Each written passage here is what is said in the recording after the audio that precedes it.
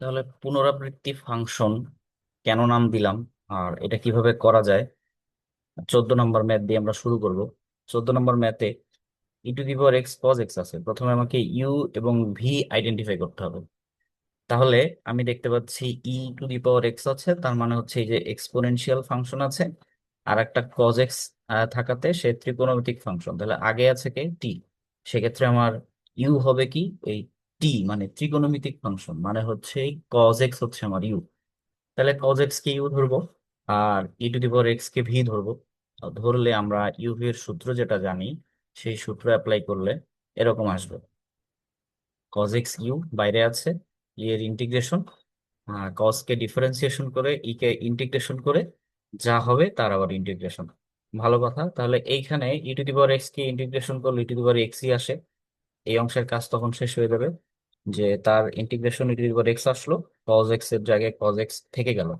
এখন cos x কে differentiation করলে minus sine x হয়, সে এই সাইন এক্স হলো আর মাইনাসটা গিয়ে একে প্লাস করে দিল।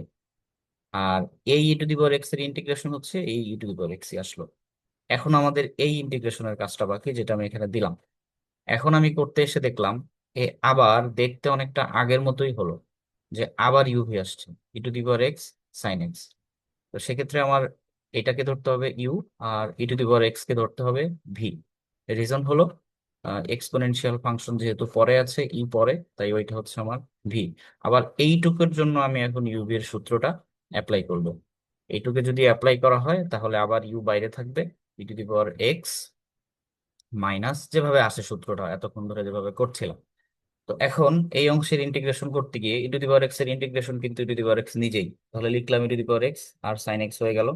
আর এখানে সাইন এক্স এর ডিফারেন্সিয়েশন কজ এক্স লিখলাম, e to the power x এর integration e to the power x. এখন এই ইন্টিগ্রেশন করাটা বাকি, যেটা এখানে দিলাম। তাহলে হলো এটা। এখন এই পর্যন্ত এসে দেখলাম আবার আমার e to the power x cos X আসছে, যেটাকে আবার ইউভি করতে হবে। কিন্তু একটা সুবিধা আছে, এইখানে এখন যেটাই আসছে সেটাই কিন্তু আমাদের মূল কোশ্চেন ছিল, মানে যেটা দিয়ে আমি শুরু করেছিলাম। তাহলে কি হলো, একই জিনিস আসলো, এই পাশে একটা আসলো, আবার এই পাশে একটা আসলো। আমি পুনরাবৃত্তি ফাংশন এই জন্যই নাম দিলাম, যে যাকে আসলে ইন্টিগ্রেশন করতে করতে সে নিজেই আবার ফিরে আসে। এখন আমি বুদ্ধি যেটা করতে পারি, যে এইখানে যে অংশটা আছে আর এইখানে যেটা আছে সেটাকে এক করে দিতে পারি। আমি একে যদি পক্ষান্তর করে বাম পাশে নিয়ে আসি, তাহলে এই মাইনাসটা প্লাস হয়ে যাবে। তাহলে অলরেডি একটা ছিল, প্লাস হয়ে আর একটা আসলো। তাহলে এরকম দুইটা হবে e to the power x cos x. আর ডান পাশে যে ছিল সে একইভাবে আগের মতো থেকে যাবে। এখন আমি এই টুটাকে যদি এই পাশে পাঠাই, হাফ হয়ে যাবে। আর e to the power x common নিলাম, তাহলে বাকিটা থাকলো। এখন দেখো, এর মান বের হয়ে গেল এটা। এর মান বের করার অর্থ কি, আসলে কোশ্চেনে তো এর মানই বের করতে বলছিল, যে এর ইন্টিগ্রেশন কিভাবে বের করো। তাহলে এইটার মান যেহেতু এটা আসছে, এর ইন্টিগ্রেশন আসলে কি এইটাই। তাহলে এই জন্য হচ্ছে এর নাম পুনরাবৃত্তি ফাংশন, কারণ একইভাবে ওই জিনিসগুলো ফিরে ফিরে আসে। আর যখনই আমি মূল ফাংশনটাকে ফিরে পাবো, তখন তাকে ওই পাশে নিয়ে গিয়ে এভাবে মান বের করে ফেলবো। তো একইভাবে আমরা পরবর্তী ম্যাথটা যদি দেখি, 15 নম্বর, যে এখানে আছে e to the power x sine two X. তো একইভাবে আমরা ইউভির সূত্র ফেলবো, যে যেহেতু এটা ত্রিকোণমিতিক ফাংশন, এটা আমার ইউ হবে আর এক্সপোনেনশিয়াল ফাংশনটা ভি হবে। আগের বার যেভাবে ধরলাম, ইউ এর সূত্র ফেলে দিলাম। এখন এই e to the power x এর ইন্টিগ্রেশন তো e টু দি পাওয়ার এক্সই হয়, সেটা হবে হলো এখানে সাইন টু এক্স এর ডিফারেন্সিয়েশন হচ্ছে কস টু এক্স। যেহেতু টু এক্সটা এক্স ছিল না, তাকে আবার অন্তরীকরণ করলে কি হবে, টু, সেই টুটাকে এখানে লিখলাম।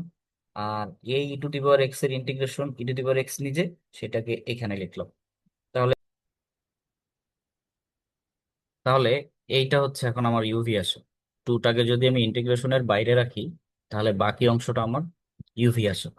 সেক্ষেত্রে এইটাকে আবার যদি ইউভি এর সূত্র ফেলি, তাহলে এরকম হবে, টুটা বাইরে থাকলো, কস টু এক্সটা আমার ইউ, আর এটা হচ্ছে ভি। তাহলে এভাবে করে সূত্রটা ফেললাম।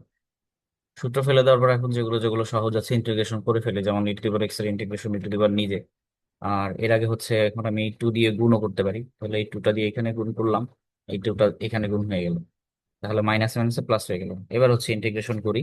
ইন্টিগ্রেশন যদি করতে চাই, e to the power x integration e to the power x নিজেই, কস টু এক্স থাকলো আর টু থাকলো।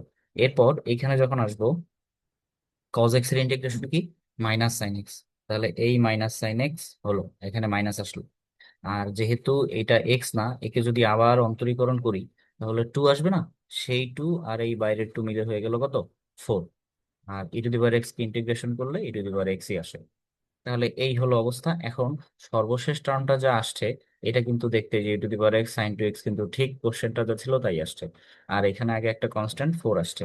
তো সেক্ষেত্রে আমি এটাকে এখন ওই পারে নিয়ে যেতে পারি, গেলে প্লাস হয়ে যাবে। তাহলে 4 আর এইখানে একটা আছে, যোগ করে কত আসবে, 5। তাহলে 5 e to the power x sine two x dx এর মান হচ্ছে আমার এটা আসলো। চাইলে এখন e to the power x common নেওয়া যায়, না চাইলে নাও নেওয়া যায়, ইচ্ছা। এখন কাজটা যে করতে হবে, এই 5টাকে এই পাশে পাঠিয়ে দিতে হবে। যদি আমি পাঠাই তাহলে 1/5, এই পুরোটা হচ্ছে অ্যান্সার, সাথে একটা কনস্ট্যান্ট সি দিতে হবে। তাহলে এই হচ্ছে পুনরাবৃত্তি ফাংশন, যে একই জিনিস যখন বারবার আসে তাকে বাম পাশে নিয়ে এভাবে টেকনিকে করে ফেলা যায়। 16 নম্বর ম্যাথের দিকে যদি আমরা তাকাই, এখানে আছে X square U to the power x. তাহলে এইটা হচ্ছে একটা অ্যালজেব্রিক ফাংশন এক্স স্কোয়ার, এটা হচ্ছে এক্সপোনেনশিয়াল ফাংশন।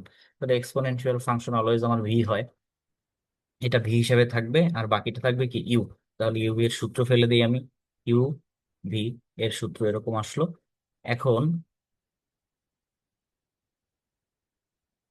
বাকি কাজ ইন্টিগ্রেশন করতে হবে, করে দেই। E to the power x এর integration, e to the power x নিজে এক্স স্কোয়ার তো থাকলো, এখানে এক্স স্কোয়ারের ইন্টিগ্রেশন 2x, আর e to the, sorry sorry, x স্কোয়ারের ডিফারেন্সিয়েশন 2x, আর e to the power x এর ইন্টিগ্রেশন হচ্ছে e to the power x.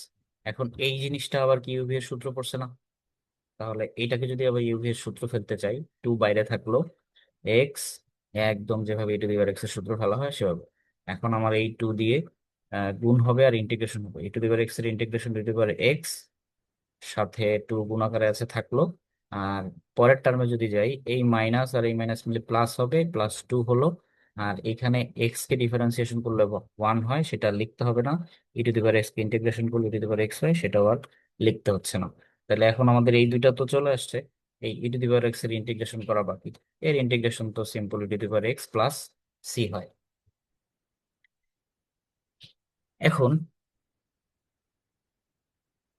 আমাদের অ্যান্সার চলে আসছে, এটাই হচ্ছে অ্যান্সার। এই ম্যাথটা একটু আমি অন্যভাবে করতে চাই। আহ এভাবে তো ইউভি দিয়ে পুনরাবৃত্তি যেভাবে আমি এতক্ষণ ব্যাখ্যা করলাম সেভাবে তো হয়ে যাবে। আরেকটু ভিন্ন আকারে ব্যাখ্যা করতে চাই, বিকল্প পদ্ধতি বলতে পারো একে। বিকল্প পদ্ধতি কিরকম, যদি ইউ এবং ভি এর মধ্যে একটা ফাংশন এমন থাকে যাকে অন্তরীকরণ করতে করতে করতে শূন্য করে ফেলা যাবে, সেই ম্যাথগুলো এভাবে শর্টকাটে হয়। একটা শর্টকাট শেখাবো। এখানে দেখো এক্স স্কোয়ার এই ফাংশনটাকে কিন্তু অন্তরীকরণ, সরি হ্যাঁ, অন্তরীকরণ করতে থাকলে একসময় জিরো হয়ে যাবে। প্রথম হবে 2x, তারপর হবে 2, তারপর 0। তাহলে এই রকম যদি থাকে কোনো ফাংশন, তাহলে তাকে এভাবে করা যাবে। আমার প্রথম করতে হবে ডিআই টেবিল তৈরি করতে হবে। ডিআই টেবিল বলতে বোঝাচ্ছি ডি দিয়ে ডিফারেন্সিয়েশন, আইতে কি ইন্টিগ্রেশন। তাহলে যাকে ডিফারেন্সিয়েশন করতে করতে জিরো হয়ে যায় তাকে আমি পর্যায়ক্রমে ডিফারেন্সিয়েশন করতে থাকবো। কিরকম, প্রথমে দেখো এক্স স্কোয়ার যেটা ছিল সেটা লিখলাম, এক্স স্কোয়ারের ডিফারেন্সিয়েশন কি, 2x, তার নিচে সেটা লিখবো। এবার 2x এর ডিফারেন্সিয়েশন কি, 2, সেটাকে নিচে লিখবো। এবার বলো 2 এর ডিফারেন্সিয়েশন কি, 0, তাহলে 0 লিখলাম। এই 0 পর্যন্ত আমি আসবো। যতবার এখানে আসছি, যেই ফাংশনটা বাকি রাখলাম সেই ফাংশনটাকে ততবার এখানে ইন্টিগ্রেশন করব। তাহলে এক্স স্কোয়ারের জন্য এখানে একবার ইন্টিগ্রেশন করলে, প্রথমে তো রেখে দেবো ই টু দি পাওয়ার এক্স, তাকে ইন্টিগ্রেশন করলে কি হয়, আবার ই টু দি পাওয়ার এক্স হয়। তাকে ইন্টিগ্রেশন করলে কি হয়, আবার ই টু দি পাওয়ার এক্স হয়। তার ইন্টিগ্রেশন কি, আবার ই টু দি পাওয়ার এক্স। যেহেতু এই ফাংশনটা ইন্টিগ্রেশন করলে চেঞ্জ হয় না, প্রতিবারই তাই আসছে। এবার চিহ্ন বসানোর পালা। প্রথমে প্লাস দিয়ে শুরু করব, প্লাস, তারপর একটা মাইনাস, তারপরে আবার প্লাস, তারপরে মাইনাস, এভাবে হবে। এখন অ্যান্সার লেখার পালা।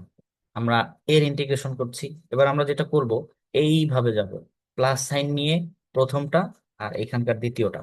তাহলে আমাদের আসে e to the power x square e to the power x, তাহলে লিখলাম x square to the power x.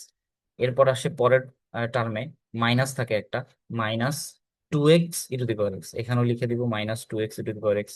তারপর আসে 2 আর e to the power x, তারপর আমি লিখে দিব 2 ই টু দি পাওয়ার এক্স, লাস্টে হচ্ছে সি। এইটা আর লিখতে হবে না, কারণ জিরো দিয়ে কোনো কিছুকে গুণ করলে তো জিরোই হয়। দেখো আগের অ্যান্সারটাই কিন্তু বের করলাম, অত ইউভি এর কঠিন কঠিন সূত্র পুনরাবৃত্তি এসব করা লাগেনি।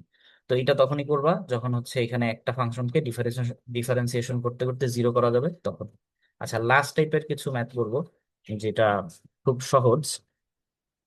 যেমন আহ প্রথম ম্যাথটা, এইটা একটু বোঝার চেষ্টা করবো আগে সূত্রটা। যে আহ, সূত্রটা হচ্ছে এরকম, ই টু দি পাওয়ার এক্স থাকবে, এইখানে যে ফাংশন থাকবে, যোগ দিয়ে প্লাস দিয়ে এইখানে হচ্ছে তার অন্তরীকরণ থাকবে। যদি থাকে সেক্ষেত্রে সূত্র হচ্ছে, অ্যান্সার হচ্ছে e to the power x f of x plus c. পার্থক্য কি? এই এফ অফ এক্স থাকবে, এখানে অন্তরীকরণ থাকবে। তাহলে এই ফাংশনটার দিকে যদি তাকাই, ই টু দি পাওয়ার এক্স আছে, সাইন এক্স আছে, বাকি সাইন এক্স কে অন্তরীকরণ করলে যা পাওয়া যায় সেটা কিন্তু এখানে আছে। তাহলে এর অ্যান্সার হবে e to the power x sine x plus c. Simple. একইভাবে 18 নম্বর ম্যাথটা যদি আমরা করতে যাই, এখানে দেখো e to the power x আছে, লন এক্স আছে, লন এক্স এর অন্তরীকরণ কি? 1/x। তাহলে এটার অ্যান্সার কি হবে? E to the power x ln x plus c. সোজা। 19 নম্বর ম্যাথের দিকে যদি তাকাই, তাহলে এই আছে, যেহেতু এখানে একটু অন্যভাবে দেওয়া আছে, আমি সেক এক্স দিয়ে এটাকে গুণ করে দিই। গুণ করলে গুণফল আসবে এরকম। এখন বলো, প্রথমে তো সেক এক্স আছে, সেক এক্স কে অন্তরীকরণ করলে কি হয়? সেক এক্স টেন এক্স না? হ্যাঁ সোজা। তাহলে সেক এক্স আছে, তার অন্তরীকরণ পাশে আছে, তাহলে অ্যান্সার কি? E to the power x sec x plus c. এই ম্যাথগুলো সাধারণত 2 মার্কসের জন্য আসবে অথবা এমসিকিউতে আসবে, এই ফর্মুলার ম্যাথটা, তবে ইম্পর্টেন্ট গুলো আর কি এখানে কভার করলাম। তাহলে এই ছিল আমাদের ইউভি এর সর্বশেষ পড়াশোনা। এখানে যতগুলো ম্যাথ করা হয়েছে, মোটামুটি এই কয়টা ম্যাথ পারলে পরীক্ষায় আসবে এমন সব ম্যাথ তুমি পারবা। বাকিটা প্র্যাকটিস করো, বাকিটা তোমার উপর ডিপেন্ড করতেছে। তাহলে এই পর্যন্তই ছিল ইউভি এর যত ফাংশন।